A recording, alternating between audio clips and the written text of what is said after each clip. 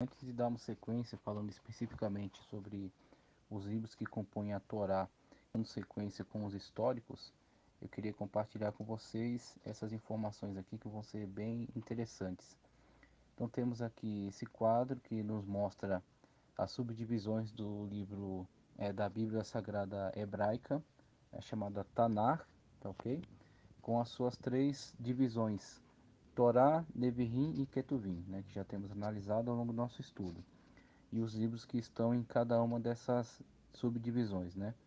Então você, partindo para esse próximo quadro, consegue entender um pouco melhor como eles se agrupam dentro dessas subdivisões. Então você tem o Antigo Testamento num todo, lei ou Torá, 2 profetas ou Nevi'im, 3 escritos ou Ketuvim. E aí, olhando melhor para cada uma dessas subdivisões, você vai encontrar a disposição dos livros ao longo delas. Então você vai de Gênesis a Deuteronômio, estão dentro de Torá. Com relação a Nevi'im, você tem profetas anteriores, conforme ele está descrevendo aqui. 2 anteriores, Josué e Juízes. Esse tracejado indica que eles encaram esses livros que para nós são contados separadamente como sendo contados junto. Então você tem essa outra forma de disposição. Por isso que na somatória dos livros, na formação da Bíblia hebraica, constam 22, tá certo? Ou 24, né, em alguns outros contextos, e que para nós serão 39, porque com a tradução para a Septuaginta, houve uma contagem separada de cada um dos livros, enquanto que no cânon hebraico há a reunião de algum desses livros. Então, somente para a gente ver, esse quadro eu achei bem interessante porque ele é bem explicativo. Profetas maiores, logo abaixo, Isaías, Jeremias, Ezequiel. Profetas menores, você pode ver na coluna ao lado que mesmo tendo todos esses nomes de profetas, é dito apenas como um livro. Então os profetas menores são reunidos em apenas um livro, ok? Sabedoria, Salmos, Provérbios e Jó. Abaixo você tem um subgrupo. Então dentro de Ketuvim, que é uma das três divisões, repartições da Bíblia hebraica, você tem subgrupos também. Então, subgrupo Megiló, que são os livros lidos nas festas, né? Cânticos, Ruth, Lamentações, Eclesiastes e Esté, ok? Abaixo você tem Revelação, que está dentro de Ketuvim, é subgrupo de Ketuvim, tá? Revelação, temos então Daniel, veja o tracejado aqui. Esdras e Neemias são contados como um livro só. Primeiro e segundo Crônicas também contados como um livro só, ok?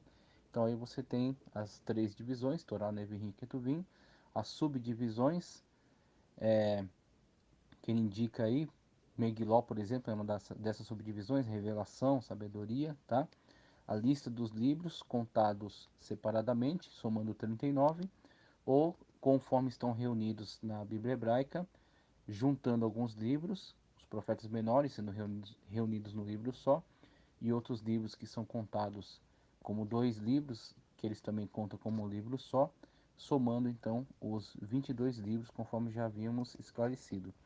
Outros quadros interessantes são esse aqui, argumentos em favor da autoria mosaica do Pentateuco, que agora estaremos tratando especificamente de Pentateuco, livro por livro, características desse livro e posteriormente livros históricos. Então, argumentos em favor da autoria mosaica. O primeiro quadro nos diz: o que se entende por autoria mosaica? 1. Não significa que Moisés tenha pessoalmente escrito originalmente cada palavra do Pentateuco. Certamente ele lançou mão de tradição oral, como por exemplo, uma tradição oral que arqueologicamente, historicamente, sabe-se que é anterior a Moisés, mas está presente dentro do texto mosaico, como por exemplo o Código de Italião, que já está presente na humanidade desde Hammurabi, tá certo? Que é séculos anterior ao surgimento, né, de Moisés na história e a produção dos textos sagrados ligados à Torá, né, dado por revelação divina. Então, quando você vê a absorção dessa tradição e a inserção dela dentro da Torá, não é nada estranho, porque, conforme diz Justino Marte, toda verdade é verdade de Deus. Então, se há alguma coisa boa nas legislações aproveitável nas legislações que foram promulgadas no mundo, isso deve-se a uma ação divina, tá certo? Deve-se a uma intervenção da misericórdia de Deus. Então não é nada estranho encontrarmos estas legislações sendo absorvidas pelo texto bíblico, uma vez que foi Deus que impulsionou toda a ação benéfica do homem em qualquer contexto, tá certo? O Espírito Santo de Deus, que sempre interagiu com o homem. Então, quando o Espírito de Deus levantou Moisés e por meio dele promulgou o texto divinamente inspirado, o cânon, ele vai pessoalmente selecionar aquilo que vai entrar no cânon. Mesmo o cânon do Antigo Testamento, tendo muitos escritores, tem um só autor. E esse autor é o autor divino, o Espírito Santo de Deus, que selecionou os conteúdos que deveriam constar dentro desse cânon. Por exemplo, isso que veio por meio de tradição oral, que só entrou no cânon por meio de seleção divina. 2. É possível que ele tenha empregado porções de documentos previamente existentes. É possível, não temos, vamos dizer assim, comprovações, mas é plausível que ele tenha recebido algum tipo de texto e a partir da autoridade divina que estava sobre ele, a inspiração divina, ele fez a seleção daquilo que passaria para o cânon, sob orientação do Espírito Santo. Talvez tenha usado escribas ou amanuenses, também tranquilo, né, normal, esse tipo de prática, inclusive encontrada no Novo Testamento. Cito Tércio, tá certo? Que foi amanuense de Paulo na escrita da carta aos Romanos. Então, pensar no Moisés liderando, tá certo? Milhões de pessoas que estão atravessando o deserto, peregrinando por lugares tão complicados, tendo que atender essa população, é natural pensarmos que provavelmente ele lançou mão de amanuenses que coletavam suas informações, tá certo? Que escreviam seus textos. Então, provavelmente ele fez os discursos, deu os ensinamentos, e esses amanuenses fizeram o registro e, sob a sua supervisão, inspirado pelo Espírito Santo de Deus, foi então aprovado como texto canônico. Tá, okay? Então, esse é um processo tranquilo que não afasta, não prejudica a autoria mosaica desses textos e a sua canonicidade. Outro quadro nos apresenta o seguinte: argumentos em favor da autoria mosaica do Pentateuco. Evidências externas, ele apresenta, primeiro, o livro de Josué, repleto de referências a Moisés como autor do Pentateuco. Então, olhando para essa situação, nós temos que nos posicionar, e a partir do fundamentalismo que nós abraçamos, de respeito à autoridade da Sagrada Escritura como intérprete de si mesma, nós olhamos então para o testemunho presente nela, tá certo? E em comparação com as testemunhas que surgem ao longo da história com um afastamento histórico absurdo e que muitas das vezes querem criticar a Sagrada Escritura a partir de um determinado pressuposto equivocado. Então, olhando para ela e negando a possibilidade sobrenatural por causa da sua ideologia ateísta. Então, olhando para essas questões e por esses pressupostos equivocados que muitos críticos aderem, né, e a partir dele querem analisar a Escritura, a gente vê que muitas dessas críticas são vazias, muitas dessas críticas são fracas. E colocando eles ao lado de testemunhos que estão presentes na própria Sagrada Escritura, mesmo fora do Pentateuco, mas falando acerca dele, como é o caso de Josué, vemos que há uma afirmação muito forte, muito clara da autoria mosaica daquele texto, tá certo? Então ele cita Josué 1, 7 a 8, 8, 31, 22, 9 e 23, 6. Também cita Juízes 3, 4, que declara, por intermédio de Moisés. 3. Expressões frequentes nos livros históricos. Lei de Moisés, livro da lei de Moisés, livro de Moisés, etc. 1 de Reis 2, 3, 2 de Reis 14, 6, 21, 8. Também Esdras 6, 18, Neemias 13, 1. Então, são testemunhos que estão presentes na Sagrada Escritura, fora da Torá, afirmando a autoria mosaica sobre toda a Torá. Então, esses testemunhos, ao meu ver, são muito mais valiosos porque são testemunhos de autores próximos à produção daquele texto. Vamos dar sequência aqui em outro quadro que vai nos dizer o seguinte: novamente, argumentos em favor da autoria mosaica. Evidências do Novo Testamento. Cristo menciona passagens do Pentateuco como sendo de Moisés, Mateus 19:8, Marcos 10:4 ao 5. 2. O texto sobre a circuncisão, Gênesis 17:12, mencionado no Novo Testamento em João 7:23, como fazendo parte da lei de Moisés. 3. Restante do Novo Testamento em harmonia com Cristo, Atos 3, 22, 23, 13, 38 e 39, 15, 5 e 21, 22, 26 e 22 também, 28 e 23, Romanos 10, 5, também o 19, 1 de Coríntios 9, 9, 2 de Coríntios 3, 15, Apocalipse 15, 3. A unidade histórica. O Pentateuco possui uma linha histórica que se desenvolve.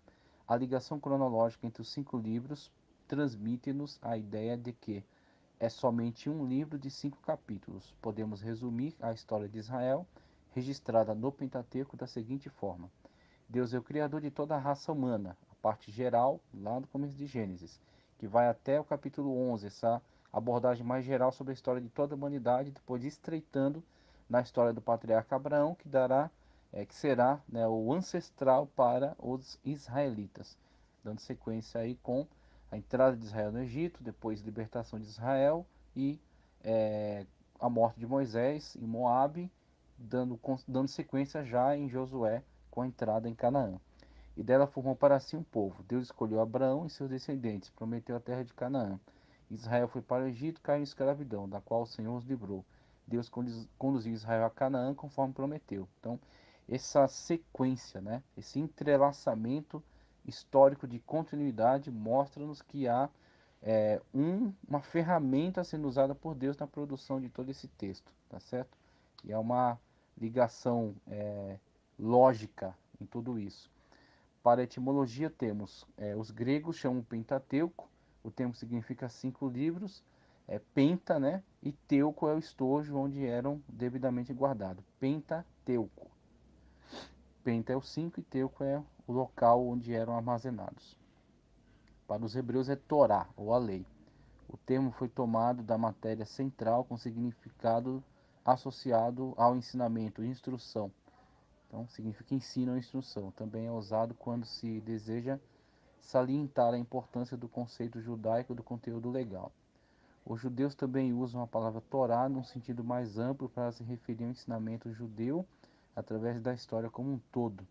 Esse quadro nos coloca lado a lado aí a Bíblia hebraica e suas 3 divisões e essa pirâmide de prioridades, tendo a Constituição Federal acima, né? Emendas constitucionais, leis, decretos e resoluções, mostrando ordem de prioridade. Então a gente olha para o conteúdo do Antigo Testamento e vê algo muito semelhante no comportamento da Torá em relação a todos os demais escritos que compõem a obra do Antigo Testamento, ou da Tanar, tá?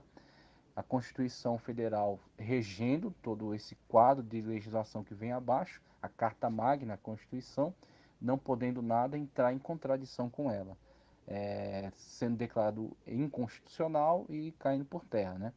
Então você tem a Torá ocupando uma posição semelhante, análoga. A Torá está no ponto mais alto do cânon e todos os demais textos têm que harmonizar com a Torá.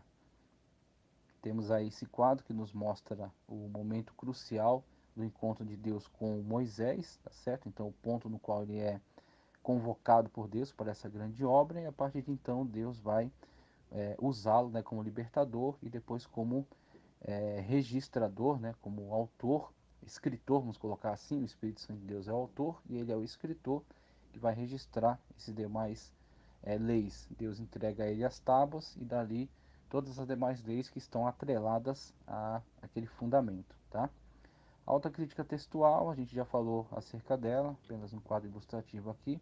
Epigrafia e paleografia, examine então esses antigos textos, tá? Então esse trabalho, semelhante ao que é feito pela arqueologia para os materiais, é feito pela epigrafia e paleografia para os textos da antiguidade. Os textos escritos em pedra, em madeira, em outros materiais como papiro, pergaminho, a própria escrita. Tá? Então você tem essas matérias que se dedicam especificamente sobre os textos da antiguidade. E aqui é um quadro que nos mostra, inclusive a alta crítica textual que mostramos acima, estabelecia críticas muito severas para os textos que haviam chegado até nós do Antigo Testamento, alegando que eram textos fantasiosos porque não haveria possibilidade de, na alegada antiguidade deles, ter tanto desenvolvimento em relação a leis, em relação à sociedade, em relação aos impérios presentes naquela época, a toda a sociedade, a alegada complexidade dessa sociedade daquela época tão antiga. Então eles alegavam por não terem ainda evidências arqueológicas, por apenas estarem se baseando em suas especulações e motivados por movimentos antagônicos tanto à Sagrada Escritura como à religião um todo, no caso do Iluminismo, por exemplo, né?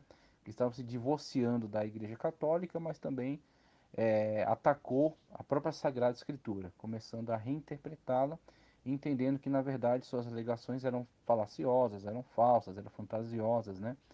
Então, uma vez que eles não tinham essas evidências que passarão a estar sendo apresentadas, eles faziam essas elucubrações, né?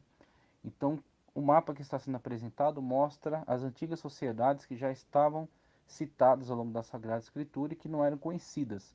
Então, Elana, os Elamitas, os babilônios, as antigas cidades da Babilônia, os Mitanni, o Império Egípcio em toda a sua extensão, os hititas que nem eram conhecidos, a história ignorava completamente esse grande Império Hitita. Ao lado temos as tábuas, né, com o cuneiforme acima e abaixo um pouco sobre o que era a linguagem pictórica, né? Então, um tipo de língua que representava por meio de desenhos as suas ideias. Então, os desenhos representavam uma ideia completa, né, diferente da linguagem alfabética. Então, com isso, você tem a arqueologia, a epigrafia, a paleografia foram apresentando uma quantidade extraordinária de elementos que foram aperfeiçoando o quadro histórico da antiguidade, mostrando que a presença de um Moisés, de um Antigo Testamento, de leis, tá certo, do Pentateuco, né, a Torá e toda a sua complexidade, estavam dentro de um quadro histórico maior e eram tranquilos para o seu contexto. Não havia nenhuma dificuldade em admitirmos a presença e a realidade, tá certo, a autenticidade é, de Moisés, do seu texto, da complexidade do seu texto dentro do mundo que a arqueologia revelou. Então, era especial por ser canônico, por ser revelado pelo Espírito Santo, mas não era estranho para a época. Haviam outras legislações, havia um contexto histórico, havia uma complexidade, tá certo? De conhecimento nessa época, né? De produção textual nessa época, de produção de epopeias, de mitos, de lendas, de contratos, de legislações. Então, diferentemente do que se pensava nessas academias, o mundo não era tão oco, né? Não era tão vazio assim. Havia assim uma rica cultura na época de Moisés. E Moisés está inserido dentro dessa cultura, tendo ele inclusive acesso, como diz os relatos bíblicos, à mais alta corte egípcia, né? Então, estando em contato com essa alta cultura de sua época. Então, diferentemente da estranheza com a qual olharam os integrantes da alta crítica textual, a epigrafia, paleografia, a arqueologia mostraram que não há nenhuma estranheza em olharmos para Moisés, sua produção textual e o contexto no qual ele viveu. Fase da escrita, aí fala, a fase ideográfica se caracteriza pela escrita através de desenhos especiais, chamados ideogramas. Esses desenhos foram pendendo ao longo de sua evolução alguns dos traços mais representativos das figuras retratadas e tornaram-se uma simples convenção de escrita. As letras do alfabeto do português, por exemplo, vieram desse tipo de evolução. Evoluiu através de formas de escrita pictográficas e se manifesta através de desenhos e ideogramas. Mais importantes são a egípcia, também chamada hieroglífica, a mesopotâmica, suméria, as escritas da região do Mar Egeu, por exemplo, a cretense, e a chinesa, da qual provém a escrita japonesa. A escrita egípcia, em um mesmo texto, em forma de hierógrafo pictográfica, né? E de forma hierática, não figurativa, correspondente. Você tem aí esses exemplos, do pictórico até os hieróglifos egípcio, evoluindo para o hierático, que já abandona um pouco, né, desse ideograma, dessa característica de serem ideogramas. aí evoluindo até chegar na linguagem alfabética, na qual há uma convenção. Essas letras representam tais sons, uma vez que essas letras se ligam em forma silábica, né, produzem essas palavras. Essas palavras significam, têm esse significado, atribuem, né, sentido a determinados feitos ou coisas ou ações. Então você terá, a partir dessa convenção, a formação da linguagem alfabética, saindo do ideograma, do pictórico para o alfabético.